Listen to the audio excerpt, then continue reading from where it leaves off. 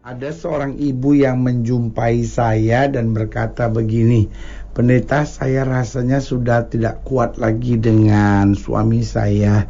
Memang suami saya sebetulnya orang yang baik, suami saya perhatian sama saya, suami saya juga cukup rajin ke gereja. Cuman yang saya nggak tahan itu, dia terlalu banyak bercanda sama wanita-wanita, pendeta. Dan sebagian dari wanita-wanita itu merasa diberi harapan. Dan saya sudah berkali-kali bilang sama dia, saya nggak suka kamu bersikap seperti itu. Tapi dia rasanya tidak pernah mau memperhatikan saya dengan ketidaksukaan saya itu. Dan itu sangat menjengkelkan saya. Akhirnya di rumah kita hampir tiap hari ribut. Nah, dia menuduh saya cemburu. Saya bukannya cemburuan, pendeta. Saya cuma nggak suka dia bercanda dengan wanita-wanita itu. Karena kan wanita kalau diajak bercanda seringkali kan bisa GR sendiri, bisa merasa diperhatikan, diberi angin, diberi harapan. Jadi sehingga ada banyak wanita-wanita itu yang kemudian minta ini sama dia, lalu telepon-teleponan terus dan merasa bergantung sekali sama dia karena dia memang begitu, kelihatannya seperti memberi harapan.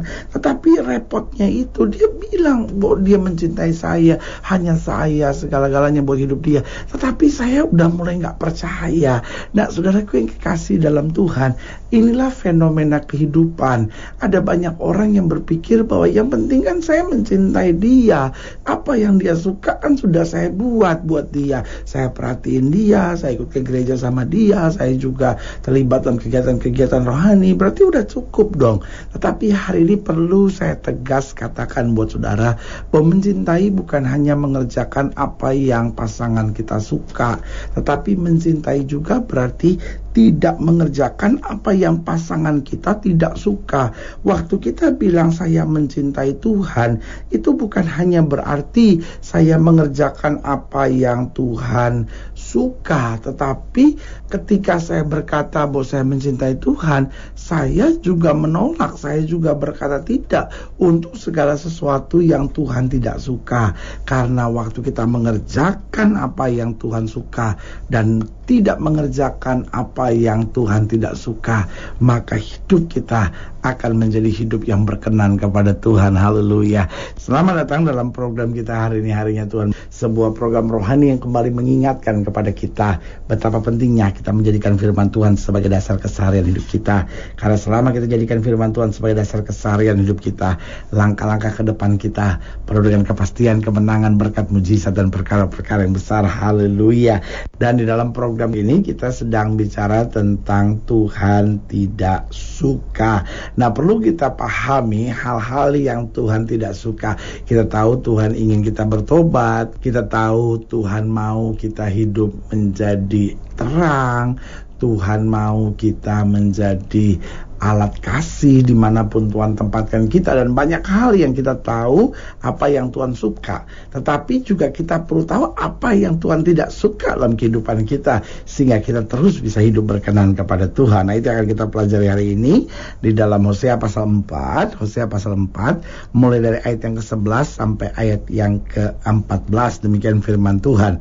Hosea pasal 4 ayat yang ke-11 sampai 14. Demikian firman Tuhan. Anggur dan air anggur menghilangkan daya pikir. Umatku bertanya kepada pohonnya dan tongkatnya akan memberitahu kepadanya, sebab roh perzinahan menyesatkan mereka. Dan mereka berzina meninggalkan Allah mereka.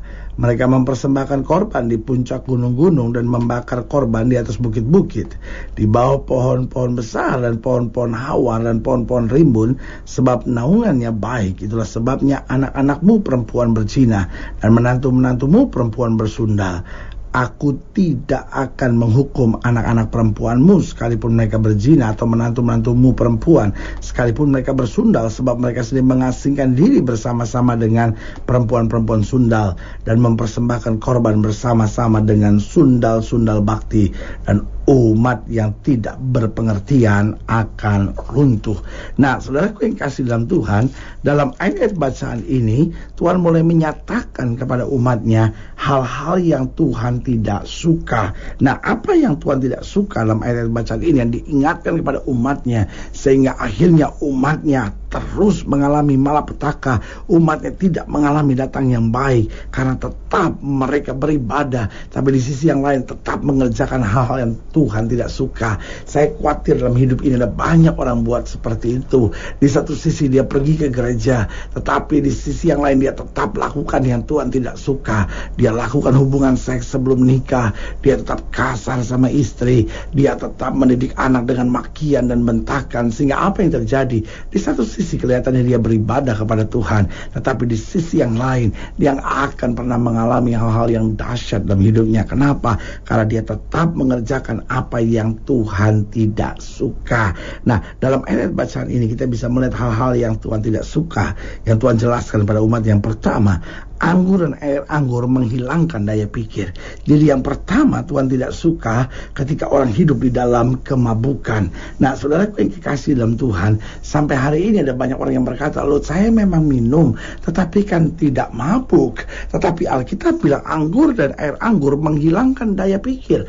Berarti Alkitab sudah tegas di sini menyatakan posisi kekristenan di sini, bahwa kekristenan tidak mengenal minum-minuman keras. Kenapa? Karena kekristenan percaya kita harus hidup kudus. Kekristenan percaya bahwa kita harus hidup benar. Dan Alkitab sudah berkata anggur dan air anggur menghilangkan daya pikir. Orang yang terbiasa dengan minum-minuman keras, orang yang terbiasa dengan minum-minuman yang memabukkan, meskipun dia tidak mabuk, tetapi apa yang terjadi? Sebetulnya dia sudah ada dalam jiwa yang tertekan.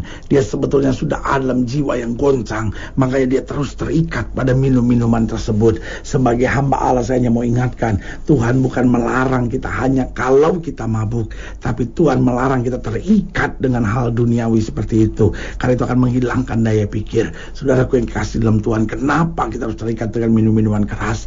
Bukankah kita anak raja? Bukankah kita anak Allah? Bukankah kita orang yang terpisah dari dunia ini? Hidup kita harus jadi berkat, hidup kita harus jadi terang, hidup kita harus jadi garam. Yang kedua, saya pelajari apa yang Tuhan tidak suka. Coba lihat ayat yang ke-12 bagian A, dikatakan, umatku bertanya kepada pohonnya dan tongkatnya, akan memberitahukan kepadanya. Berarti dari sini kita bisa melihat bahwa yang Tuhan tidak suka adalah orang-orang yang tidak mengandalkan Tuhan, sehingga mereka bertanya kepada pohon, bertanya kepada tongkat, bertanya pada gunung, bertanya pada zodiak, bertanya pada sio-sio, bertanya pada hongsui dan segala sesuatunya. Saudara, emangnya kuasa Tuhan kurang? Memangnya Tuhan gak sanggup menyelesaikan masalah saudara? Memangnya Tuhan gak sanggup memberi tuntunan dalam hidup saudara? Karena itu Alkitab berkata, orang yang mengandalkan kekuatannya sendiri adalah orang yang terkutuk, tetapi orang yang mengandalkan Tuhan adalah orang yang diberkati. Berarti yang Tuhan tidak suka, yang pertama, ketika kita hidup dalam kemabukan. Yang kedua, yang Tuhan tidak suka dalam hidup kita ketika kita tidak mengandalkan Tuhan. Yang ketiga, yang Tuhan tidak suka, dikatakan sebab roh perzinahan menyesatkan mereka. Itu orang yang hidup dalam roh perzinahan, artinya pikirannya cabul. Dia dalam suami istri, pikirannya cabul. Dia dalam masa mudanya, pikirannya cabul. Ketika dia punya banyak uang, pikirannya cabul. Ketika dia ada tugas di luar kota, pikirannya cabul. Kenapa? Ada roh perzinahan. Tuhan mau hidup kita bersih, Tuhan mau hidup kita berkenan, Tuhan mau hidup kita senantiasa berjalan di dalam pimpinan Tuhan. Dan saya terlalu percaya apa yang Alkitab berkata, bahwa dosa lain mungkin dikerjakan di luar tubuh, tapi dosa perzinahan adalah dosa yang kita pakai tubuh yang adalah bait Roh Kudus ini. Sebagai hamba Allah, saya mau ingatkan, mari kita buang segala roh perzinahan, mulai dari mata, dari pikiran, dari jiwa, dari hati, dari sikap perbuatan kita. Mari kita hidup dalam kesucian dan kebenaran. Haleluya. Dan yang keempat, yang terakhir, saya pelajari apa yang Tuhan tidak suka dalam kehidupan kita yang harus kita hindari. Coba lihat ayat yang ke-13. Di ayat yang ke-13 dikatakan mereka mempersembahkan korban di puncak gunung-gunung dan membakar korban di atas bukit-bukit, di bawah pohon-pohon besar dan pohon-pohon hawar dan pohon-pohon rimbun, sebab naungannya baik. Itulah sebabnya anak-anakmu perempuan berzina dan menantu-menantumu perempuan bersundal. Dari sini yang keempat saya pelajari, siapa yang Tuhan tidak suka, hidup yang bagaimana yang Tuhan tidak suka, yaitu orang yang hidup dengan kuasa-kuasa kegelapan. Saudaraku yang kasih dalam Tuhan, kalau kita pelajari sekarang, kuasa-kuasa kegelapan mulai masuk ke berbagai segi kehidupan manusia, mulai masuk masuk dalam tontonan-tontonan. Dulu yang kita tahu berhubungan dengan kuasa kegelapan hanya film-film horor, tapi sekarang segala yang berhubungan dengan kuasa-kuasa kegelapan, yang berhubungan dengan setan-setan, jin, hantu, bahkan yang berhubungan dengan kekuatan kuasa kegelapan, hari-hari ini dengan bebas dipertontonkan. Sebagai hamba Allah, saya mau ingatkan buat saudara, mari kita berjalan dengan mengandalkan Tuhan. Karena waktu kita hidup dengan kuasa-kuasa kegelapan seperti ini, hidup kita akan terus merosot, hidup kita akan terus kehilangan damai, dan akhirnya hidup kita binasa.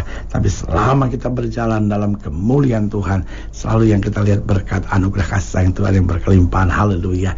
Saudara gue yang kasih dalam Tuhan, kalau ingin dilayani lebih jauh, hubungi kami melalui telepon, hubungi kami melalui surat, kunjungi website kami, karena kami ada untuk membawa Bapak Ibu sudah senantiasa lebih dekat pada Tuhan dan mengalami kasih kuasa mujizat yang luar biasa. Haleluya. Secara khusus melalui program ini juga saya mau berdoa buat setiap saudara yang sakit, setiap saudara yang berbeban berat, karena kita percaya bahwa bagi Allah tidak ada perkara yang mustahil. Nah, saudara-saudara yang ingin didoakan secara khusus, boleh taruh tangan kanan saudara di dada dan kita akan berdoa. Mari kita berdoa. Bapa, dalam nama Yesus, hamba doa buat yang sakit, hamba doa buat yang berbeban berat, hamba doa untuk setiap mereka yang sedang menghadapi masa-masa yang sukar. Karena hamba percaya bahwa bagi Allah tidak ada perkara yang mustahil. Mungkin mereka yang hari-hari ini sedang mengerjakan hal-hal yang Tuhan tidak suka. Bapa, hamba doakan di dalam nama Yesus, sehingga kami mulai ini berubah total. Kami berjalan dalam kehendak Allah, meninggalkan segala sesuatu yang Tuhan tidak suka. Hamba juga doa buat yang sakit, Tuhan sembuhkan dalam nama Yesus. Yang lemah Tuhan kuatkan dalam nama Yesus. Yang sedang berbeban berat Tuhan lepaskan dalam nama Yesus, sehingga setiap kami boleh mengalami mujizat yang luar biasa dari Tuhan. Haleluya. Amin. Saudara gue yang kasih dalam Tuhan, kita sudah berdoa. Ingat, tidak pernah Allah lalai menepati janjinya. Inilah saatnya buat kita untuk bangkit, bersemangat, bersukacita dalam menghadapi segala perkara, karena kita tahu Yesus selalu mengerjakan yang terbaik buat kita. Haleluya. Doa saya menyertai saudara. Sampai berjumpa pada program berikut, dan jangan lupa jadikan hari ini harinya Tuhan. Haleluya.